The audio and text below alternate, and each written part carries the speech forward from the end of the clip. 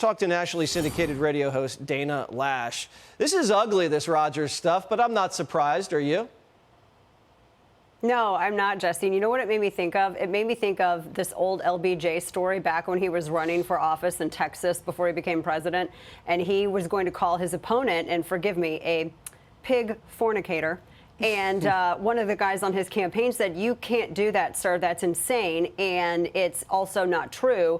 And LBJ's response was, "Well, that's not the point, son. The point is just to get him to deny it." That's exactly what they just did with Aaron Rodgers with this so story. right. And you raised a great point.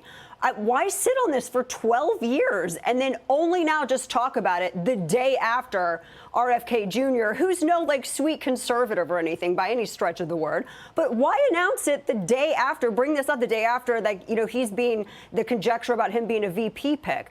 It's just, I mean, it's predictable, but this is what Democrats do to each other. So you can imagine what they're going to do to you. Right. And they've done worse to us. Let's just review the last couple of years. Dana, how big of a threat would this ticket be? We don't know he's on the ticket. We hear he's on the short list. We may even think it's a coincidence that the announcement is in his hometown. But what kind of impact would a Kennedy-Rodgers ticket have on Trump and Biden?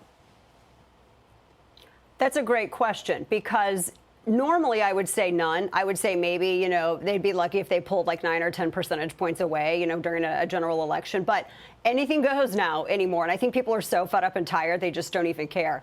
I think that they would be attractive to maybe some of the moderates on the right. I keep seeing people on the right saying that they're reconsidering RFK Jr. because Trump's on the ballot. And I'm like, how are you defining yourself as a conservative when, and he seems like a very nice guy, but he's for gun control. And he said he would sign such a bill if Congress ever sent one to him as president. But then I look at Joe Biden, and there are people who are so just fed up with Joe Biden. They look at somebody like Kennedy as a more sanitized version. He still has that Democrat name cred, but he's a little bit more sanitized than, Joe Biden and Kamala Harris, who don't even get me started on that aspect. Yeah, we don't have enough time for that with Dana. We purposely did not ask Dana about that because we don't have a delay button handy. Dana Loesch, thanks as always for joining Jesse Watters Primetime. I'd just run you out for another hour. That's true.